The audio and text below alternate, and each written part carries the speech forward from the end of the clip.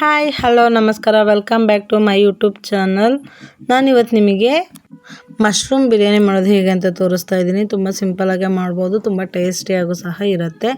ಇಲ್ಲ ಗ್ರೇವಿನಾದ್ರೂ ಮಾಡ್ಕೊಳ್ಳಿ, ಇಲ್ಲ ಬಿರಿಯಾನಿ ಆದರೂ ಮಾಡ್ಕೊಳ್ಳಿ. ಜಸ್ಟ್ ಇದು ಗ್ರೇವಿ ಅಂದರೆ ಇಷ್ಟೇನೆ, ಸಿಂಪಲ್ ಆಗೋಯ್ತು. ಅದನ್ನು ನೆಕ್ಸ್ಟ್ ವಿಡಿಯೋದಲ್ಲಿ ತೋರಿಸ್ತೀನಿ ಯಾವ ರೀತಿ ಮಾಡೋದಂತ. ನಾನು ಇದು ಬಿರಿಯಾನಿ ಮಾಡೋದಕ್ಕೆ ಏನೇನು ತೊಗೊಂಡಿದ್ದೀನಿ ಅಂತಂದರೆ ಮಶ್ರೂಮ್ ತೊಗೊಂಡಿದ್ದೀನಿ. ಮಶ್ರೂಮ್ ತುಂಬ ಗಲೀಜಿರುತ್ತೆ, ಅದನ್ನು ನೀಟಾಗಿ ತೊಳ್ಕೊಬೇಕು. 2 ಪ್ಯಾಕೆಟ್ ತೊಗೊಂಡಿದ್ವಿ. ನೋಡಿ ಎಷ್ಟೊಂದು ಮಣ್ಣೆಲ್ಲ ಇದೆ ತುಂಬಾ. ಅದಕ್ಕೆ ಅದು ಮಣ್ಣು ಹೋಗಬೇಕು ಅಂತಂದರೆ ನಾವು ಇದಕ್ಕೆ ಏನು ಹಾಕ್ತಾಯಿದ್ದೀನಿ ಅಂತಂದರೆ ಗೋಧಿ ಹಿಟ್ಟು ಹಾಕ್ತಾಯಿದ್ದೀನಿ. ಗೋಧಿ ಹಿಟ್ಟು ಹಾಕಿ ತೊಳೆದ್ರೆ ನೀಟಾಗಿ ಕ್ಲೀನ್ ಆಗುತ್ತೆ ಅಂತ ಹೇಳ್ಬಿಟ್ಟು ನೀರು ಹಾಕೋದಕ್ಕೂ ಮುಂಚೆ ಈ ರೀತಿ ಎಲ್ಲ ಕ್ಲೀನ್ ಮಾಡ್ಕೋಬೇಕು. ಕ್ಲೀನ್ ಮಾಡಿಕೊಂಡು ತೊಳ್ಕೊಬೇಕು. ಒಂದು ಸಾರಿ 2 ಸರಿ ತೊಳ್ಕೊಳ್ಳಿ. ಅದು ನೀಟಾಗಿ ಹಿಂಗೆ ಮರ್ಜ್ ಮಾಡ್ತಾಯಿದ್ರೆ ಎಲ್ಲ ನೀಟಾಗಿ ಹೋಗುತ್ತೆ, ಅದ್ರ ಮೇಲಿರೋದು ಏನೋ ಗಲೀಜಿರಲ್ಲ. ನಾನು ತೊಳ್ಕೊಂಡಿದ್ದಾಯಿತು. ನೆಕ್ಸ್ಟು ಇದನ್ನು ಆಲ್ರೆಡಿ 2 ಟೈಮ್ಸ್ ತೊಳ್ಕೊಂಡಿದ್ದೀನಿ. ಇದನ್ನು ಬಿಸಿನೀರಲ್ಲಿ 1 ಟೈಮ್ ತೊಳ್ಕೊತಾ ಇದ್ದೀನಿ. ನೋಡಿ ಎಷ್ಟು ನೀಟಾಗಿ ಕ್ಲಿಯರಾಗಿ ಅವಾಗ ಇರೋದಕ್ಕೂ ಹೀಗಿರೋದಕ್ಕೂ ಎಷ್ಟೊಂದು ಚೇಂಜಸ್ ಇದೆ. ತೊಳ್ಕೊಂಡಿದ್ದಾಯಿತು. ಇವಾಗ ಇದನ್ನು ಉದ್ದಕ್ಕೆ ಕಟ್ ಮಾಡ್ಕೋಬೇಕು. ಈ ರೀತಿ ಕಟ್ ಮಾಡ್ಕೋಬೇಕು ಉದ್ದಕ್ಕೆ.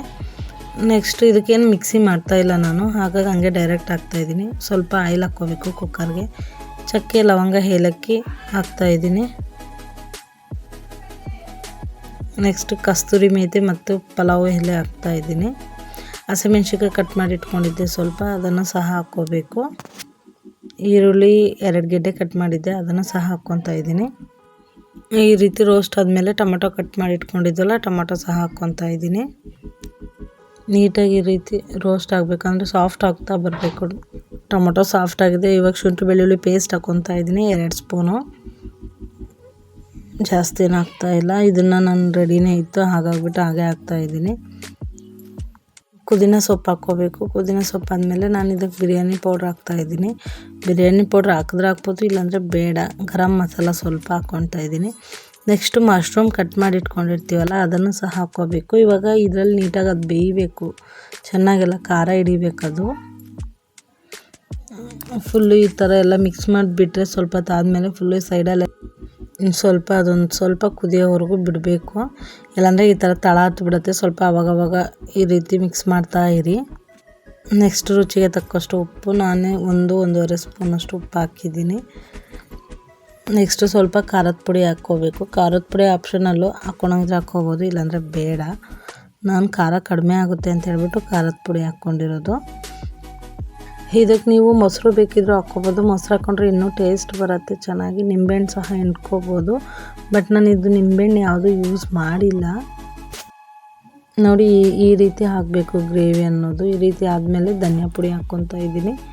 ಧನಿಯಾ ಪುಡಿ ಹಾಕ್ಕೊಂಡ್ರೆ ತುಂಬ ಟೇಸ್ಟ್ ಬರುತ್ತೆ, ಹಾಗಾಗ್ಬಿಟ್ಟು ಹಾಕ್ತಾಯಿರೋದು. 1 ಸ್ಪೂನ್ ಸ್ವಲ್ಪ ಹಾಕಿದ್ದೀನಿ. ನಿಮ್ಗೆ ಎಷ್ಟು ಬೇಕೋ ಅಷ್ಟು ಹಾಕ್ಕೊಳ್ಳಿ. ನಾನು ಒಂದು ಅರ್ಧ kg 3/4 kg ಅಷ್ಟು ರೈಸ್ ಮಾಡ್ತಾಯಿದ್ದೀನಿ. ಅದಕ್ಕೆ ನಾನು ಎಷ್ಟು ಬೇಕೋ ಅಷ್ಟು ಹಾಕ್ಕೊತಾ ಇದ್ದೀನಿ. ನೀವು ಎಷ್ಟು ಹಾಕ್ಕೊತೀರೋ ರೈಸು ಅಷ್ಟರ ಮೇಲೆ ಹಾಕ್ಕೊಳ್ಳಿ. ನೀವು 1 ಗ್ಲಾಸ್ ಹಾಕ್ಕೊಂಡಿದ್ರೆ ಓಕೆ, 2 ಗ್ಲಾಸ್ ಹಾಕ್ಕೊಳಂಗಿದ್ರು ಓಕೆ. ನಾನಿದು 1.5 ಗ್ಲಾಸ್ ಅಷ್ಟು ಹಾಕ್ತಾಯಿರೋದು. ಅಕ್ಕಿ ಆಲ್ರೆಡಿ ತೊಳೆದಿಟ್ಕೊಂಡಿದ್ದೆ. ತೊಳೆದಿಟ್ಕೊಂಡ್ರೆ ಏನಾಗುತ್ತೆ ಅಂದರೆ ಉದುದ್ರು ಬರುತ್ತೆ ರೈಸು, ಸಾಫ್ಟಾಗೂ ಇರುತ್ತೆ ತಿನ್ನೋದಕ್ಕೂ. ಹಾಗಾಗಿ ಒಂದು 5 ಮಿನಿಟ್ಸ್ 10 ಮಿನಿಟ್ಸ್ ಆಯಿತು ತೊಳೆದಿಟ್ಟಿದ್ದೆ. ಅದನ್ನು ಇವಾಗ ಹಾಕ್ಕೊತಾ ಇದ್ದೀನಿ.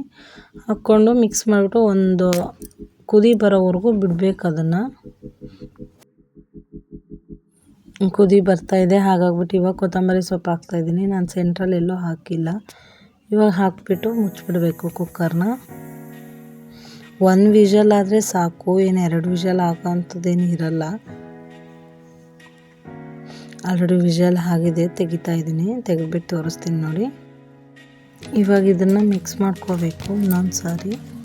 ಏನಕ್ಕೆ ಅಂದರೆ ಎಲ್ಲ ಸೊಪ್ಪೆಲ್ಲ ಹಾಕಿರ್ತೀವಲ್ವ, ಅದೆಲ್ಲ ಮೇಲ್ಗಡೆ ಬಂದುಬಿಡುತ್ತೆ. ಅದನ್ನು ಸ್ವಲ್ಪ ತಣ್ಣಗಾಗೋದಕ್ಕೆ ಬಿಟ್ಬಿಟ್ಟಾದರೂ ಮಾಡ್ಕೊಳ್ಳಿ, ಇಲ್ಲ ಬಿಸಿದ್ರಲ್ಲೇ ಈ ರೀತಿ ಇದು ಮಾಡ್ಕೊಳ್ಳಿ. ಇವಾಗ ಒಂದು ಪ್ಲೇಟಿಗೆ ಸರ್ವ್ ಮಾಡ್ತಾಯಿದ್ದೀನಿ. ಮಕ್ಕಳು ಸಹ ತುಂಬ ಚೆನ್ನಾಗಿ ತಿಂತಾರೆ. ಒಂದು ಸಾರಿ ಟ್ರೈ ಮಾಡಿ, ತುಂಬ ಚೆನ್ನಾಗಿರುತ್ತೆ ಟೇಸ್ಟು ಸಹ. ಮತ್ತು ಬೇಗನೆ ಆಗುತ್ತೆ, ಯಾವುದೋ ಮಿಕ್ಸಿ ಮಾಡೋಂಥ ಅವಶ್ಯಕತೆನೇ ಇರಲ್ಲ. ಮನೇಲಿ ಏನಿರುತ್ತೋ ಅದನ್ನೇ ಹಾಕ್ಬಿಟ್ಟು ಮಾಡ್ಬೋದು. ಐ ಹೋಪ್ ನನ್ನ ವಿಡಿಯೋ ಎಲ್ಲ ನಿಮ್ಗೆ ತುಂಬ ಇಷ್ಟ ಆಗಿದೆ ಅಂದ್ಕೊತೀನಿ. ಇಷ್ಟ ಆಗಿದೆ ಲೈಕ್ ಮಾಡಿ, ಶೇರ್ ಮಾಡಿ ಫ್ಯಾಮಿಲಿ ಫ್ರೆಂಡ್ಸ್ ಜೊತೆ. ಪ್ಲೀಸ್ ನಂಗೆ ಸಪೋರ್ಟ್ ಮಾಡಿ, ಸಬ್ಸ್ಕ್ರೈಬ್ ಆಗೋದು ಮರಿಬೇಡಿ. ಪ್ಲೀಸ್ ನಂಗೆ ಸಬ್ಸ್ಕ್ರೈಬ್ ಮಾಡಿ, ಸಪೋರ್ಟ್ ಮಾಡಿ ಅಷ್ಟೇ. ಒಂದು ಸಾರಿ ಟ್ರೈ ಮಾಡಿ.